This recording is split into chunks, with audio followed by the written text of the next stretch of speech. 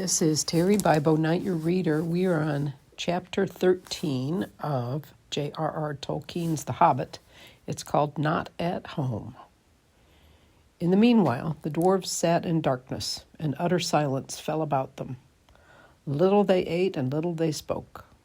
They could not count the passing of time, and they scarcely dared to move, for the whisper of their voices echoed and rustled in the tunnel.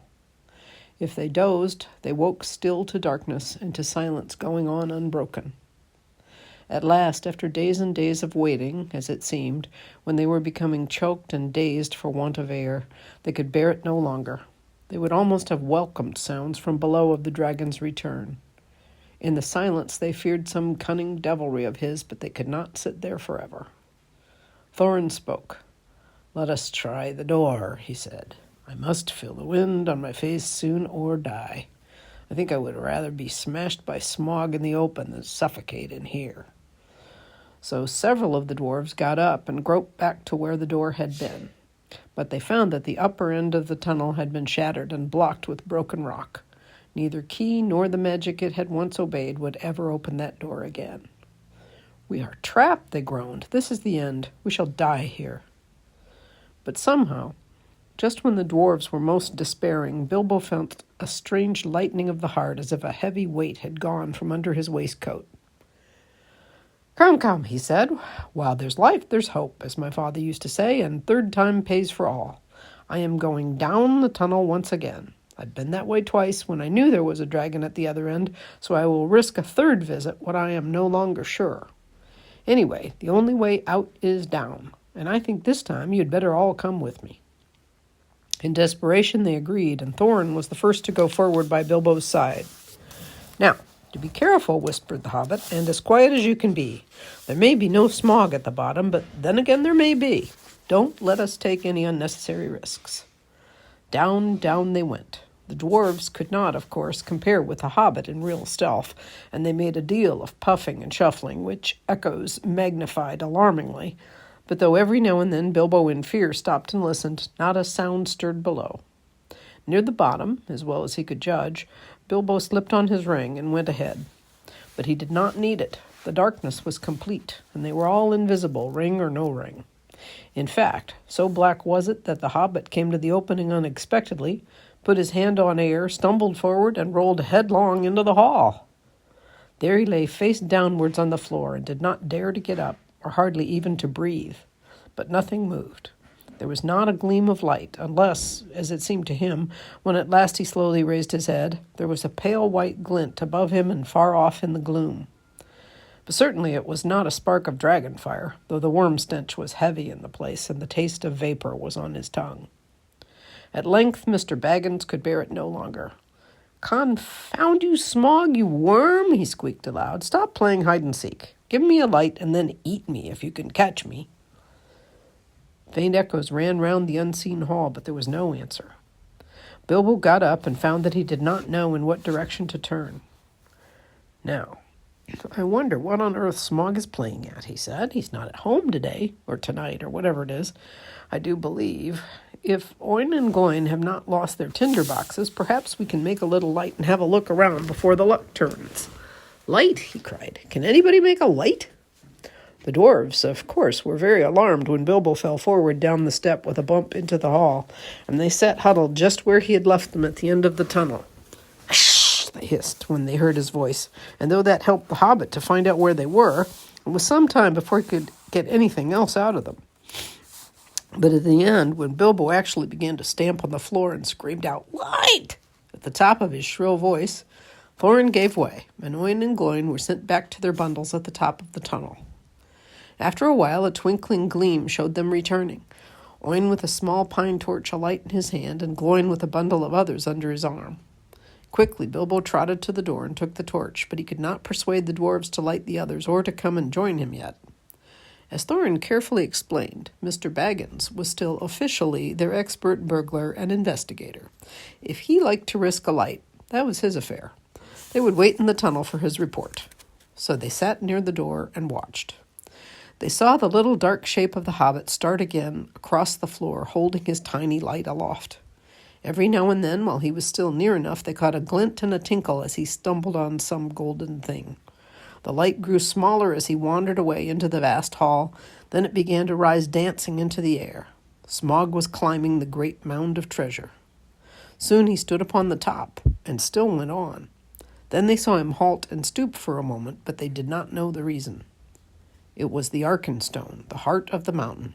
So Bilbo guessed from Thorin's description, but indeed there cannot be two such gems, even in so marvelous a hoard, even in all the world. Ever as he climbed, the same white gleam had shone before him and drawn his feet towards it.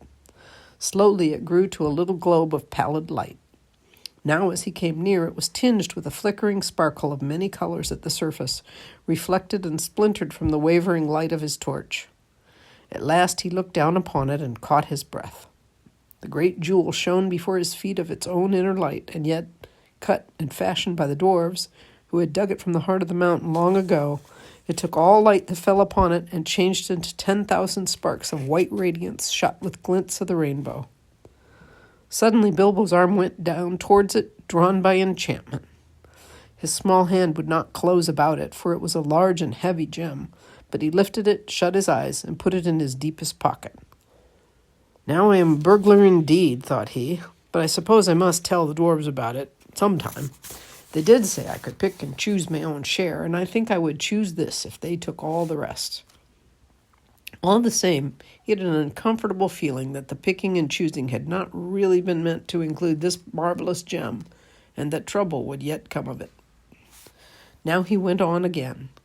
Down the other side of the great mound he climbed, and the spark of his torch vanished from the sight of the watching dwarves. But soon they saw it far away in the distance again. Bilbo was crossing the floor of the hall. He went on until he came to the great doors at the further side, and there a draught of air refreshed him, but it almost puffed out his light. He peeped timidly through and caught a glimpse of great passages and of the dim beginnings of wide stairs going up into the gloom. Still there was no sight nor sound of Smaug. He was just going to turn and go back when a black shape swooped at him and brushed his face. He squeaked and started, stumbled backwards and fell. His torch dropped head downwards and went out. "Only a bat, I suppose, and hope," he said miserably. "But now what am I to do? Which is east, south, north, or west? Thorin! Balin! Oin gloin feely keely!" he cried as loud as he could. It seemed a thin little noise in the wide blackness. "The light's gone out. Someone come and find me and help me." For the moment, his courage had failed altogether. Faintly, the dwarves heard his small cries, though the only word they could catch was help. "Now, what on earth or under it has happened?" said Thorin. "Certainly not the dragon, or we would not go on squeaking." They waited a moment or two, and still there was no dragon noise. No sound at all, in fact, but Bilbo's distant voice. "Come on, one of you, get another light or two," Thorin ordered. "It seemed we've got to go and help our burglar." "It's about our turn to help," said Balin, "and I am quite willing to go. Anyway, I expect it's safe enough for the moment." Gloim lit several more torches, and then they all crept out, one by one, and went along the wall as hurriedly as they could. It was not long before they met Bilbo himself coming back towards them. His wits had quickly returned as soon as he saw the twinkle of their lights. "Only a bat and a dropped torch, nothing worse," he said, in answer to their questions. Though they were much relieved, they were inclined to be grumpy at being frightened for nothing. But what they would have said if he had told them at that moment about the Arkenstone, I don't know. The mere fleeting glimpses of treasure which they had caught as they went along had rekindled all the fire of their dwarvish hearts. And when the heart of a dwarf, even the most respectable, is wakened by gold and by jewels, he grows suddenly bold, and he may become fierce. The dwarves, indeed, no longer needed any urging. All were now eager to explore the hall while they had the chance, and willing to believe that, for the present, Smaug was away from home. Each now gripped a lighted torch, and as they gazed, first on one side and then on another, they forgot fear and even caution. They spoke aloud and cried out to one another as they lifted old treasures from the mound or from the wall and held them in the light, caressing and fingering them. Feely and Keely were almost in a merry mood, and finding still hanging there many golden harps strung with silver, they took them and struck them. Being magical, and also untouched by the dragon, who had small interest in music, they were still in tune. The dark hall was filled with melody that had long been silent. But most of the dwarves were more practical. They gathered gems and stuffed their pockets and let what they could not carry fall back through their fingers with a sigh. Thorin was not least among these, but always he seemed searching from side to side for something which he could not find. It was the Arkenstone, but he spoke of it yet to no one. Now the dwarves took down mail and weapons from the walls and armed themselves. Royal indeed did Thorin look, clad in a coat of gold-plated rings, with a silver-hafted axe and a belt crusted with scarlet stones. "Mr. Baggins," he cried, "here is the first payment of your reward. Cast off your old coat and put on this." With that he put on Bilbo a small coat of metal, wrought for some young elf prince long ago. It was of silver steel, which the elves call mithril, and with it went a belt of pearls and crystals. A light helm of figured leather, strengthened beneath with hoops of steel and studded about the brim with white gems, was set upon the hobbit's head. "I feel magnificent," he thought, but expected I look rather absurd. How they would laugh on the hill at home. Still, I wish there was a looking-glass handy. All the same, Mr. Baggins kept his head more clear of the bewitchment of the hoard than the dwarves did. Long before the dwarves were tired of examining the treasures, he became weary of it and sat down on the floor, and he began to wonder nervously what the end of it all would be. "I would give a good many of these precious goblets," he thought, "for a drink of something cheering out of one of Bjorn's wooden bowls." "Thorin," he cried aloud, "what next? We are armed, but what good has any armor ever been before against Smaug the Dreadful? This treasure is not yet won back. We are not looking for gold yet, but for a way of escape, and we have tempted luck too long." "You speak the truth," answered Thorin, recovering his wits. "Let us go. I will guide you. Not in 1,000 years should I forget the ways of this palace." Then he hailed the others, and they gathered together. Holding their torches above their heads, they passed through the gaping doors, not without many a backward glance of longing. Their glittering mail they had covered again with their old cloaks, and their bright helms with their tattered hoods, and one by one they walked behind Thorin, a line of little lights in the darkness that halted often, listening in fear once more for any rumor of the dragon's coming. Though all the old adornments were long mouldered or destroyed, and though all was befouled and blasted with the comings and goings of the monster, Thorin knew every passage and every turn. They climbed long stairs and turned and went down wide echoing ways, and turned again, and climbed yet more stairs, and yet more stairs again. These were smooth, cut out of the living rock, broad and fair, and up the dwarves went, and they met no sign of any living thing, only furtive shadows that fled from the approach of their torches fluttering in the draughts. The steps were not made, all the same, for hobbit legs, and Bilbo just was feeling that he could go on no longer, when suddenly the roof sprang high and far beyond the reach of their torchlight. A white glimmer could be seen coming through some opening far above, and the air smelt sweeter. Before them, light came dimly through great doors that hung twisted on their hinges and half burnt.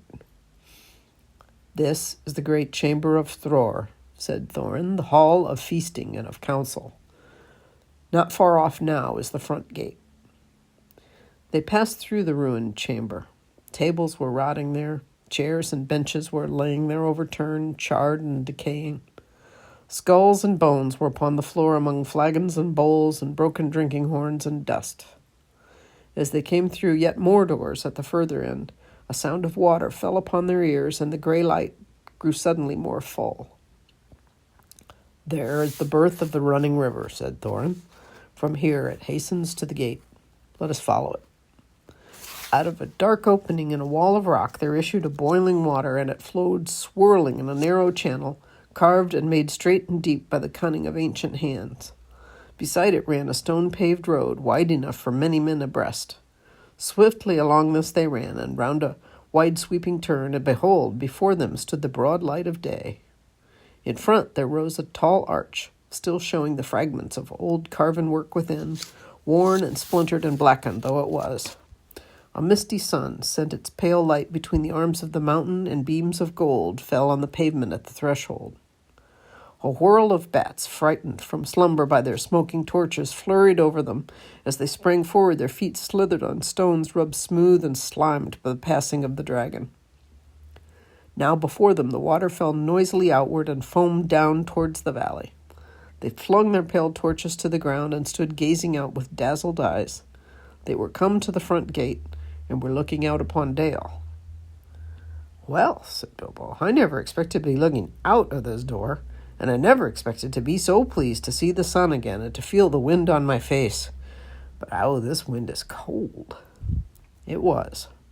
A bitter easterly breeze blew with the threat of oncoming winter. It swirled over and round the arms of the mountain into the valley and sighed among the rocks. After their long time in the stewing depths of the dragon-haunted caverns, they shivered in the sun. Suddenly Bilbo realized that he was not only tired, but also very hungry indeed. "Seems to be late morning," he said, "and so I suppose it is more or less breakfast time, if there is any breakfast to have. But I don't feel that Smaug's front doorstep is the safest place for a meal. Let's go somewhere where we can sit quiet for a bit." "Quite right," said Balin, "and I think I know which way we should go. We ought to make for the old lookout post at the southwest corner of the mountain." "How far is that?" asked the Hobbit. 5 hours' march, I should think. It will be rough going. The road from the gate along the left edge of the stream seems all broken up. But look down there. The river loops suddenly east across Dale in front of the ruined town. At that point there was once a bridge leading to steep stairs that climbed up the right bank, and so to a road running towards Ravenhill. There is, or was, a path that left the road and climbed up to the posts.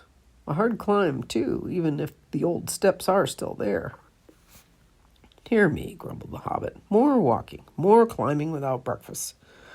I wonder how many breakfasts and other meals we've missed inside that nasty, clockless, timeless holes." As a matter of fact, 2 nights and the day between had gone by, and not altogether without food, since the dragon smashed the magic door. But Bilbo had quite lost count, and it might have been 1 night or a week of nights, for all he could tell. "Come, come," said Thorin, laughing. His spirits had begun to rise again, and he rattled the precious stones in his pockets. "Don't call my palace a nasty hole. You wait till it's been cleaned and redecorated." "That won't be till Smaug's dead," said Bilbo glumly. "In the meantime, where is he? I would give a good breakfast to know. Hope he's not up on the mountain looking down at us." Well, that idea disturbed the dwarves mightily, and they quickly decided Bilbo and Balin were right. "We must move away from here," said Dori. "I feel as if his eyes were in the back of my head." "It's a cold, lonesome place," said Bombur. "There may be drink, but I see no sign of food. A dragon would always be hungry in such parts." "Well, come on, cried the others. "Let us follow Balin's path."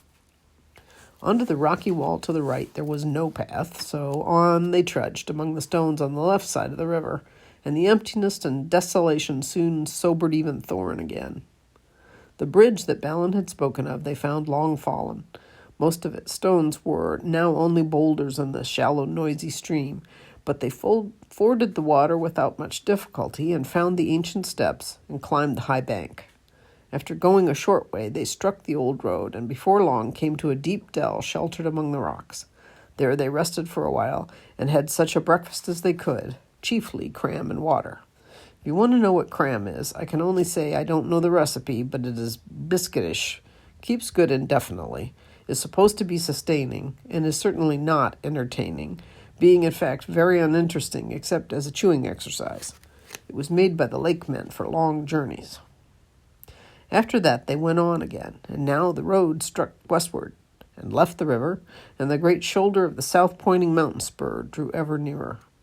At length they reached the hill path.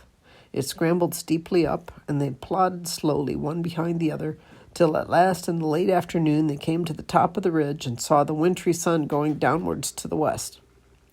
Here they found a flat place without a wall on 3 sides, but back to the north by a rocky face in which there was an opening like a door. From that door there was a wide view east and south and west. "Here," said Balin, "in the old days we used always to keep watchmen, and that door behind leads into a rock-hewn chamber that was made here as a guard-room.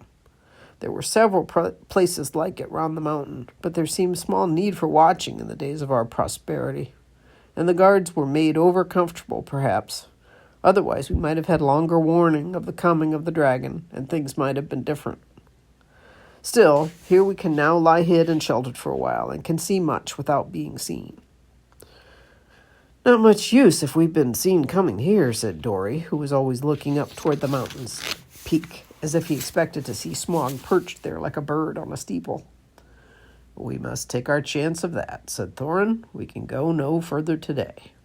Here, here, cried Bilbo, and flung himself on the ground. In the rock chamber there would have been room for 100, and there was a small chamber further in, more removed from the cold outside. It was quite deserted. Not even wild animals seemed to have used it in all the days of Smaug's dominion. There they laid their burdens, and some threw themselves down at once and slept, but the others sat near the outer door and discussed their plans. In all their talk, they came perpetually back to one thing. Where was Smaug? They looked west, and there was nothing, and east there was nothing, and in the south there was no sign of the dragon. But there was a gathering of very many birds. At that they gazed and wondered, but they were no nearer understanding it when the first cold stars came out. And that's the end of chapter 13. We're on chapter 14 of J.R.R. Tolkien's The Hobbit. It's called Fire and Water, and I am Terry Bible Knight, your reader. Now, if you wish, like the dwarves, to hear news of Smaug, you must go back again to the evening when he smashed the door and flew off in a rage 2 days before. The men of the lake town Esgaroth were mostly indoors, for the breeze was from the black east and chill, but a few were walking on the quays and watching, as they were fond of doing, the stars shine out from the smooth patches of the lake as they opened in the sky. From their town, the lonely mountain was mostly screened by the low hills at the far end of the lake, though through a gap in which the running river came down from the north. Only in its high peak could they see in clear weather, and they looked seldom at it, for it was ominous and drear, even in the light of morning. Now it was lost and gone, blotted in the dark. Suddenly it flickered back to view. A brief glow touched it and faded. "Look," said one, "the lights again. Last night the watchman saw them start and fade from midnight until dawn. Something is happening up there." "Perhaps the king under the mountain is forging gold," said one. "It's long since he went north. It's time the songs began to prove themselves again." "Which king?" said another with a grim voice. "As like as not it's the marauding fire of the dragon, the only king under the mountain we have ever known." "You're always foreboding gloomy things," said the others. "Anything from floods to poisoned fish. Think of something cheerful." Then suddenly a great light appeared in the low place in the hills, and the northern end of the lake turned golden. "The king beneath the mountain," they shouted. "His wealth is like the sun, his silver like a fountain. His rivers golden run. The river is running gold from the mountains," they cried. And everywhere windows were opening and feet were hurrying. There was once more a tremendous excitement and enthusiasm, but the grim-voiced fellow ran hot-foot to the master. "The dragon is coming, or I am a fool," he cried. "Cut the bridges! To arms! To arms!"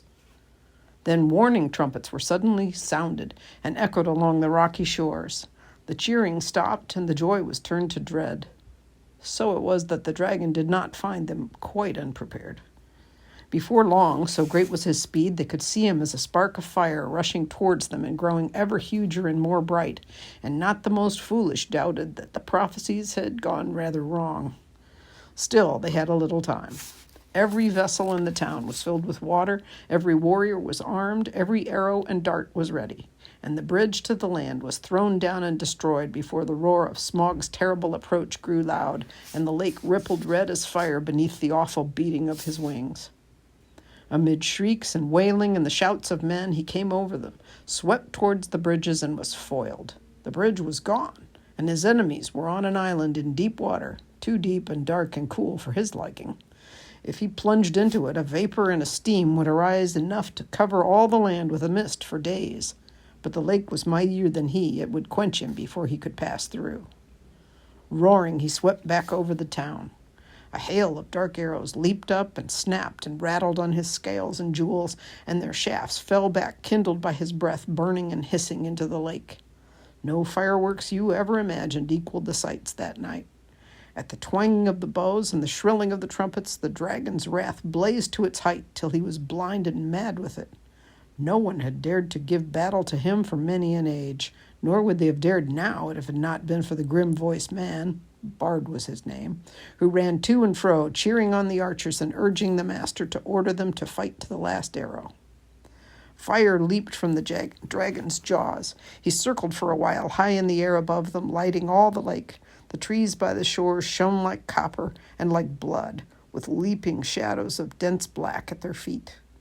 Then down he swooped, straight through the arrow storm, reckless in his rage, taking no heed to turn his scaly sides toward his foes, seeking only to set their town ablaze. Fire leaped from thatched roofs and wooden beam ends as he hurtled down and past and round again. The wall had been drenched with water before he came. Once more water was flung by 100 hands wherever a spark appeared. Back swirled the dragon. A sweep of his tail and the roof of the great house crumbled and smashed down. Flames unquenchable sprang high into the night. Another swoop and another house, and then another sprang afire and fell, and still no arrows hindered Smaug or hurt him more than a fly from the marshes.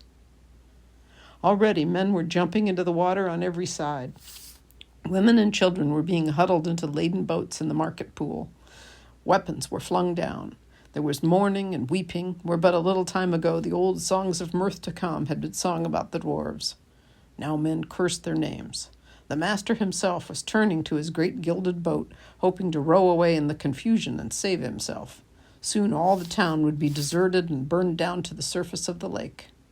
That was the dragon's hope. They could all get into boats for all he cared. There he could have fine sport hunting them, or they could stop till they starved. Let them try to get to land, and he would be ready. Soon he would set all the shoreland woods ablaze and wither every field and pasture. Just now he was enjoying the sport of town baiting more than he'd enjoyed anything for years. But there was still a company of archers that held their ground among the burning houses. Their captain was Bard, grim-voiced, grim-faced, whose friends had accused him of prophesying floods and poisoned fish, though they knew his worth and courage.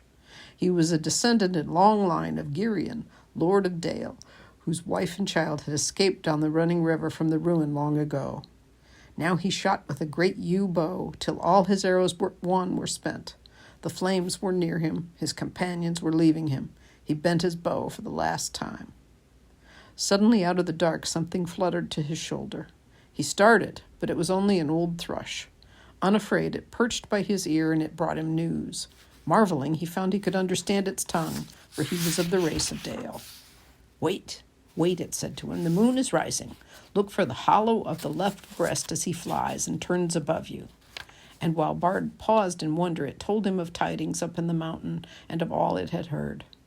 Then Bard drew his bowstring to his ear. The dragon was circling back, flying low, and as he came, the moon rose above the eastern shore and silvered his great wings. "Arrow," said the bowman, "Black Arrow, I have saved you to the last. You have never failed me, and always I've recovered you. I had you from my father, and he from of old. If ever you came from the forges of the true king under the mountain, go now, and speed well." The dragon swooped once more lower than ever, and as he turned and dived down, his belly glittered white with sparkling fires of gems in the moon, but not in one place. The great bow twanged. The black arrow sped straight from the string, straight for the hollow by the left breast where the foreleg was flung wide. In it smote and vanished, barb, shaft, and feather, so fierce was its flight. With a shriek that deafened men, felled trees, and split stone, Smaug shot spouting into the air, turned over, and crashed down from on high in ruin. Full on the town he fell. His last throws splintered it to sparks and gleeds. The lake roared in. A vast steam leaped up, white in the sudden dark under the moon. There was a hiss, a gushing whirl, and then silence. And that was the end of Smaug and Esgaroth, but not of Bard. The waxing moon rose higher and higher, and the wind grew loud and cold. It twisted the white fog into bending pillars and hurrying clouds, and drove it off to the west, to scatter in tattered shreds over the marshes before Mirkwood. Then the many boats could be seen dotted dark on the surface of the lake, and down the wind came the voices of the people of Esgaroth, lamenting that their lost town and goods and ruined houses. But they had really much to be thankful for, had they thought of it, though it could hardly be expected that they should just then. 3/4 of the people of the town had at least escaped alive. Their woods and fields and pastures and cattle and most of their boats remained undamaged, and the dragon was dead. What that meant they had not yet realized. They gathered in mournful crowds upon the western shores, shivering in the cold wind, and their first complaints and anger were against the master, who had left the town so soon, while some were still willing to defend it. "He may have a good head for business, especially his own business," some murmured, "but he is no good when anything serious happens." And they praised the courage of Bard and his last mighty shot. "If only he had not been killed," they all said, "we would make him a king. Bard the dragon shooter of the line of Girion. Alas that he is lost." And in the very midst of their talk, a tall figure stepped from the shadows. He was drenched with water, his black hair hung wet over his face and shoulders, and a fierce light was in his eyes. "Bard is not lost," he cried. "He dived from Esgaroth when the enemy was slain. I am Bard of the line of Girion. I am the slayer of the dragon." King Bard! King Bard!" they shouted, but the master ground his chattering teeth. "Girion was Lord of Dale, not King of Esgaroth," he said. "In the lake town we have always elected masters from among the old and wise, and have not endured the rule of mere fighting men. Let King Bard go back to his own kingdom. Dale is now freed by his valor, and nothing hinders his return. And any that wish can go with him if they prefer the cold stones under the shadow of the mountain to the green shores of the lake. The wise will stay here and hope to rebuild our town and enjoy again in time its peace and riches." "We will have King Bard," the people near at hand shouted in reply. "We've had enough of the old men and the money counters." And people further off took up the cry, "Up the bowman, down with the money bags," till the clamor echoed along shore. "I am the last man to undervalue Bard the bowman," said the master warily, for Bard now stood close to him. "He has tonight earned an eminent place in the roll of the benefactors of our town, and he is worthy of many imperishable songs. But why, O people," and here the master rose to his feet and spoke very loud and clear, "why do I get all your blame? For what fault am I to be deposed? Who aroused the dragon from his slumber, I might ask? Who obtained of us rich gifts and ample help, and led us to believe that old songs could come true? Who played our soft hearts and our pleasant fancies? What sort of gold have they sent down the river to reward us? Dragon fire and ruin. From whom should we claim the recompense of our damage and aid for our widows and orphans?" You see, the master had not got his position for nothing. The result of his words was that for the moment the people quite forgot their idea of a new king and turned their angry thoughts towards Thorin and his company. Wild and bitter words were shouted from many sides, and some of those who had before sung the old songs loudest were now heard as loudly crying that the dwarves had stirred the dragon up against them deliberately. "Fools," said Bard, "why waste words and wrath on those unhappy creatures? Doubtless they perished first in fire before Smaug came to us." Then even as he was speaking, the thought came into his heart of the fabled treasure of the mountain lying without guard or owner, and he fell suddenly silent. He thought of the master's words and of Dale rebuilt and filled with golden bells, if he could but find the men. At length he spoke again. "This is no time for angry words, master, or for considering weighty plans of change. There is work to do. I serve you still, though after a while I may think again of your words and go north with any that will follow me." Then he strode off to help in the ordering of the camps and in the care of the sick and the wounded. But the master scowled at his back as he went and remained sitting on the ground. He thought much, but said little, unless it was to call loudly for men to bring him fire and food. Now everywhere Bard went he found talk running like fire among the people concerning the vast treasure that was now unguarded. Men spoke of the recompense for all their harm that they would soon get from it, and wealth over and to spare from which to buy things from the south. It cheered them greatly in their plight. That was as well, for the night was bitter and miserable. Shelters could be contrived for few, the master had one, and there was little food, even the master went short. Many took ill of wet and cold and sorrow that night, and afterwards died who had escaped uninjured from the ruin of the town, and in the days that followed there was much sickness and great hunger. Meanwhile, Bard took the lead and ordered things as he wished, though always in the master's name, and he had a hard task to govern the people and direct the preparations for their protection and housing. Probably most of them would have perished in the winter that now hurried after autumn if help had not been to hand.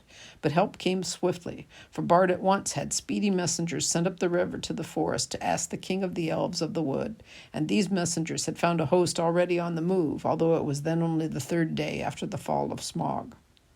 The Elven King had received news from his own messengers and from the birds that loved his folk, and already knew much of what had happened.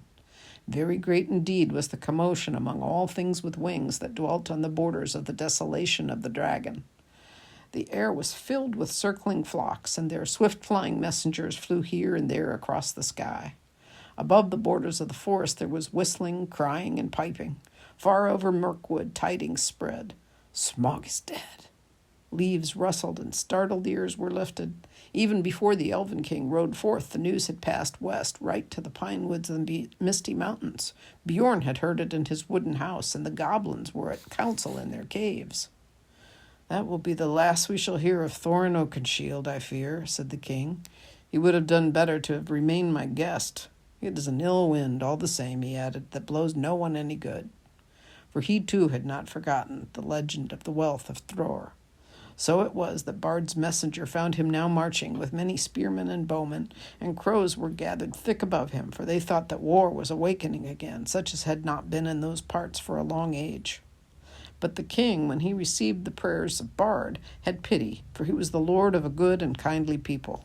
So turning his march, which had at first been directed toward the mountain, he hastened now down the river to the long lake. He had not boats or rafts enough for his host, and they were forced to go the slower way by foot, but great store of goods he sent ahead by water. Still, elves are light-footed, and though they were not these days much used to the marches and the treacherous lands between the forest and the lake, their going was swift. Only 5 days after the death of the dragon, they came upon the shores and looked on the ruins of the town.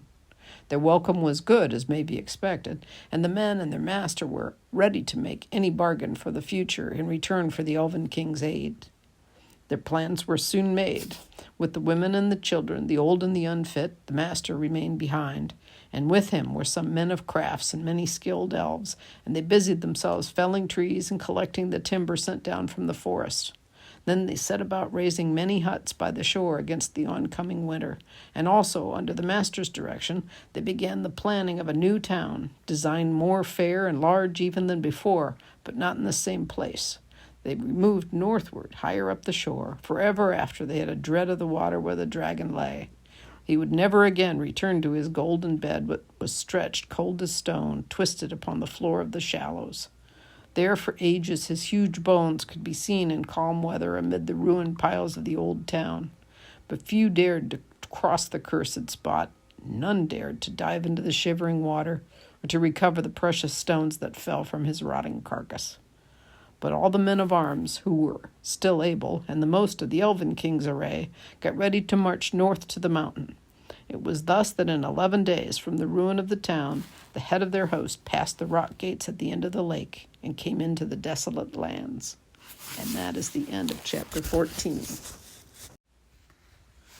We're on chapter 15 of J.R.R. Tolkien's The Hobbit. It's called The Gathering of the Clouds, and I'm Terry Bibo Knight, your reader. Now we will return to Bilbo and the dwarves. All night one of them had watched, but when morning came they had not heard or seen any sign of danger. But ever more thickly the birds were gathering. The companies came flying from the south, and the crows that still lived about the mountain were wheeling and crying unceasingly above. "Something strange is happening," said Thorin. "The time is gone for the autumn wanderings, and these are birds that dwell always in the land.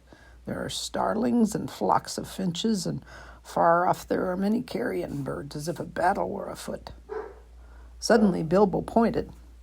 "There's that old thrush again," he cried. "He seems to have escaped when Smaug smashed the mountainside, but I don't suppose the snails have." Sure enough, the old thrush was there, and as Bilbo pointed, he flew towards them and perched on a stone nearby.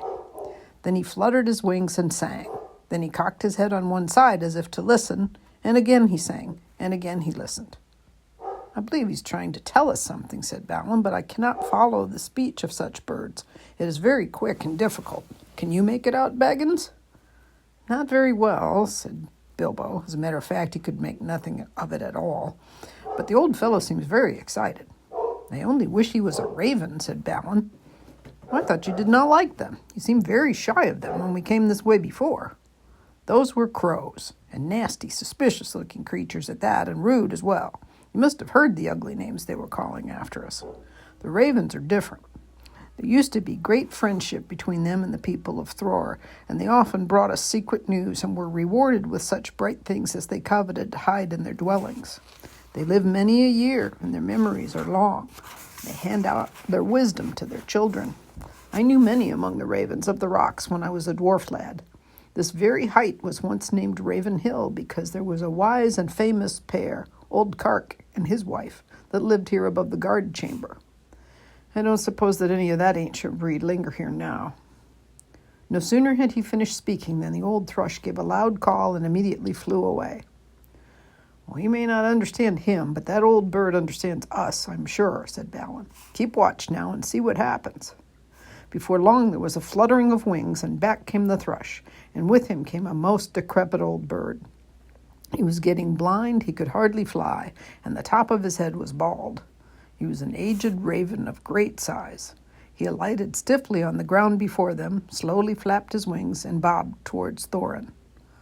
"O Thrain, Thor, son of Thrain, and Balin, son of Fundin," he croaked, and Bilbo could understand what he said, for he used ordinary language and not bird speech.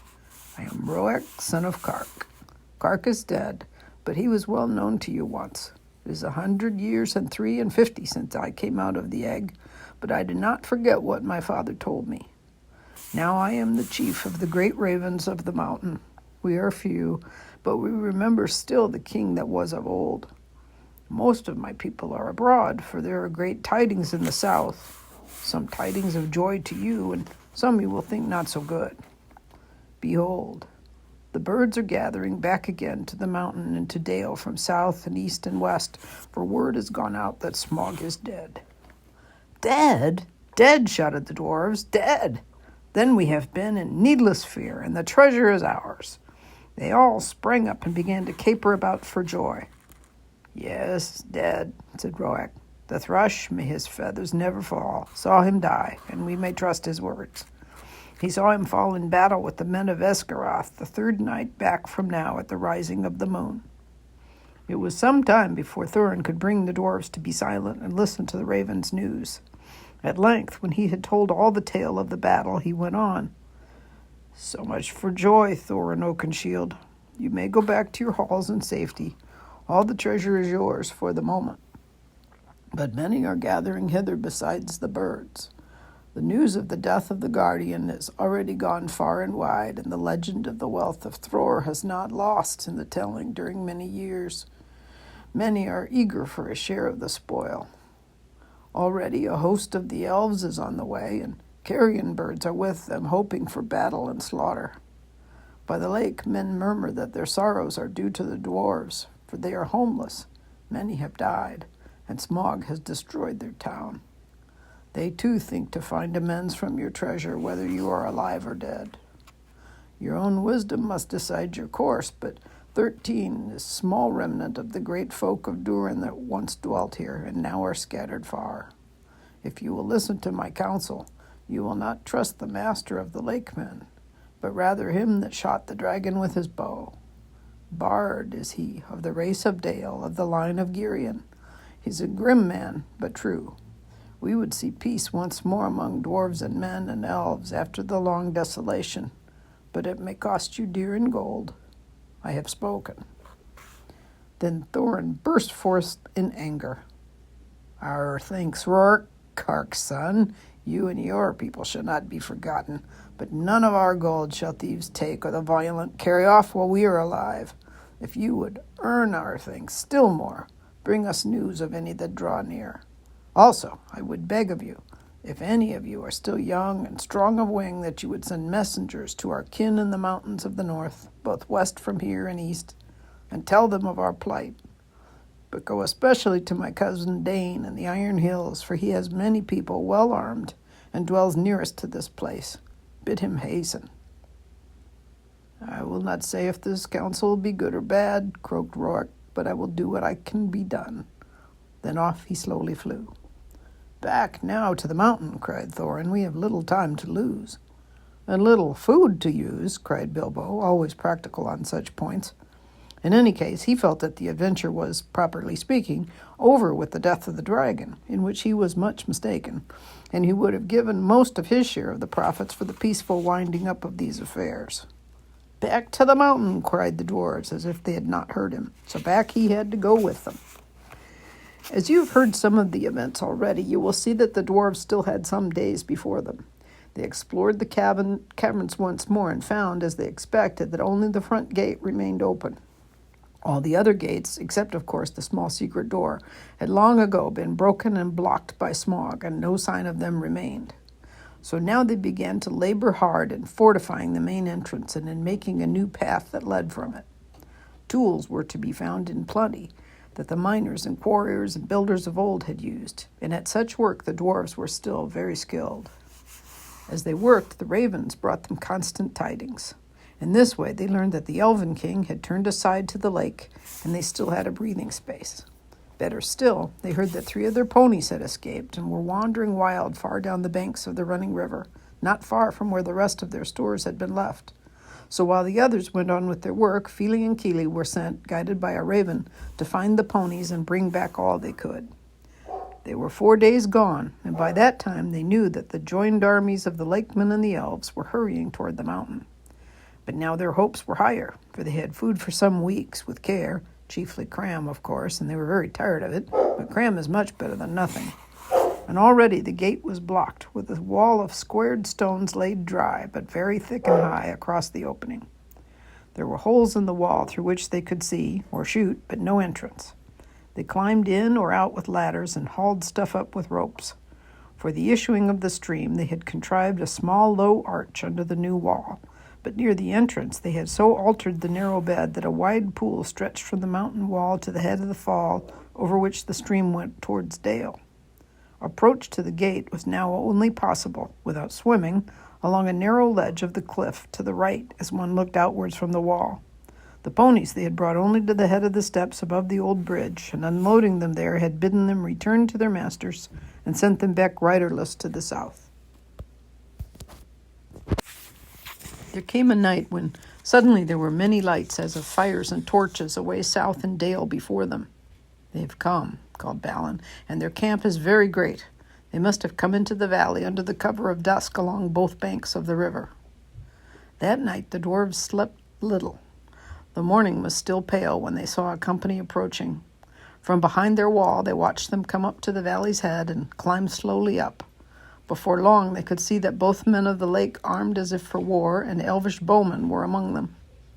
At length the foremost of these climbed the tumbled rocks and appeared at the top of the falls, and very great was their surprise to see the pool before them and the gate blocked with a wall of new hewn stone. As they stood pointing and speaking to one another, Thorin hailed them. "Who are you," he called in a very loud voice, "that come as if in war to the gates of Thorin, son of Thrain, king under the mountain? And what do you desire?" But they answered nothing.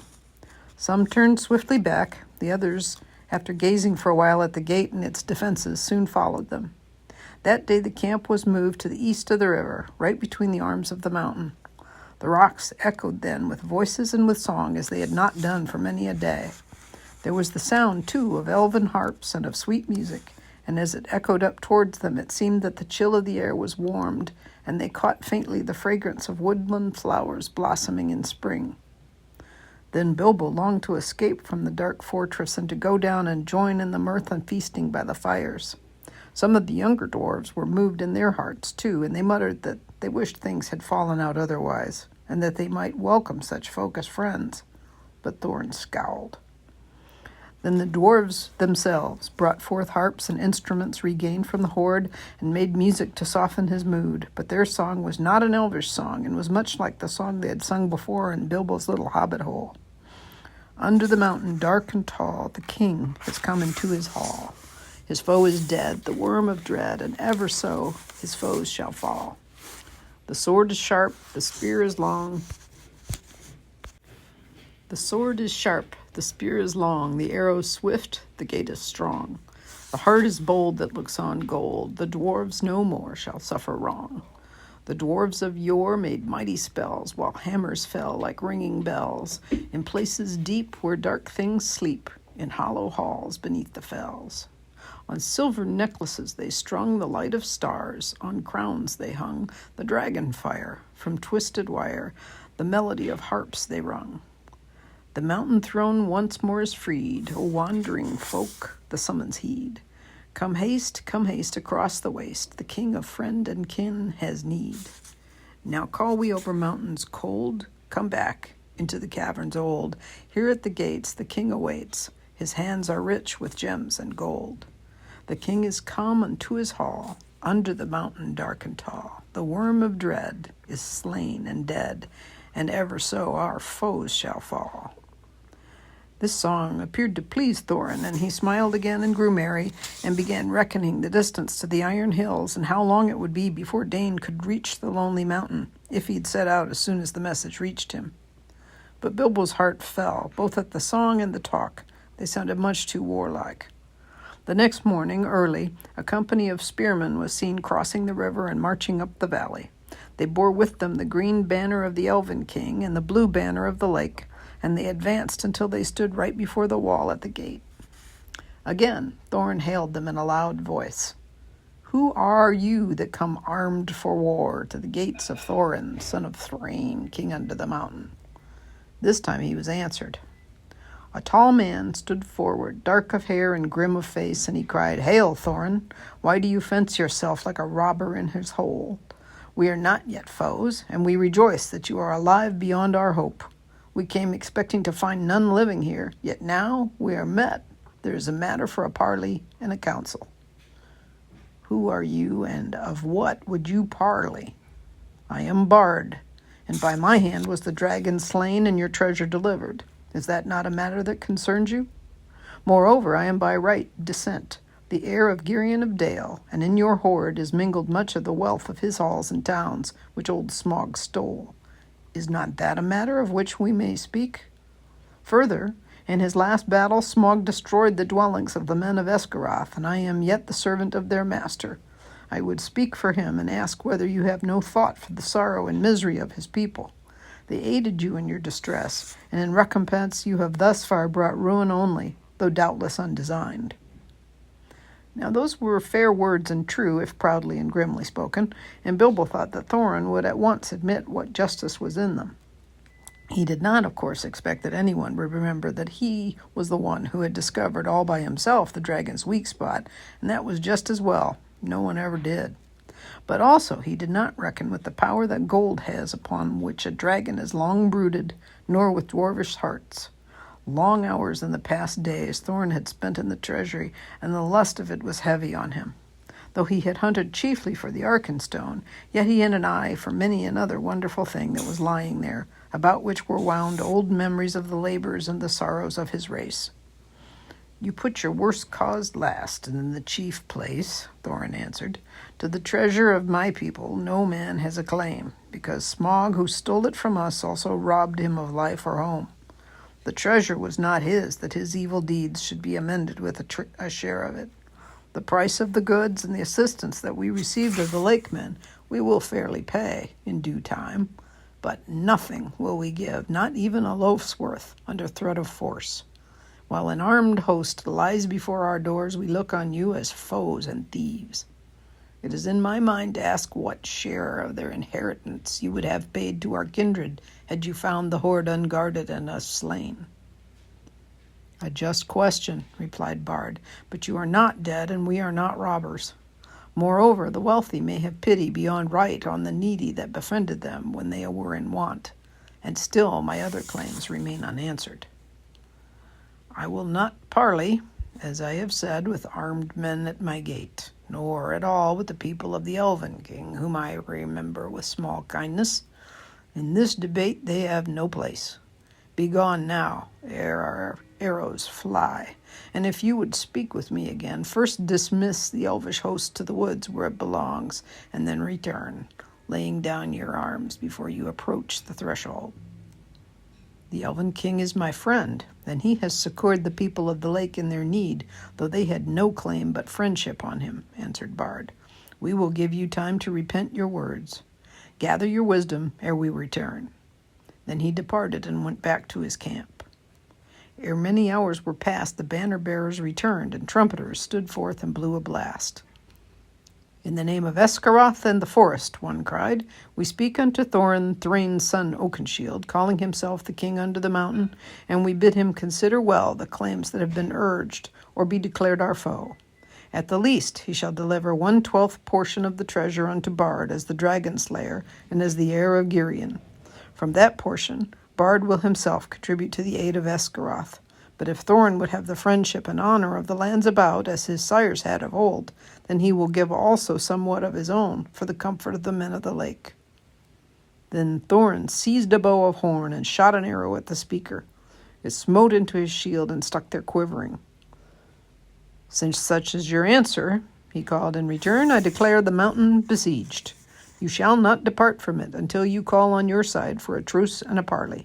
We will bear no weapons against you, but we leave you to your gold. You may eat that if you will." With that, the messengers departed swiftly, and the dwarves were left to consider their case. So grim had Thorin become that even if they had wished, the others would not have dared to find fault with him.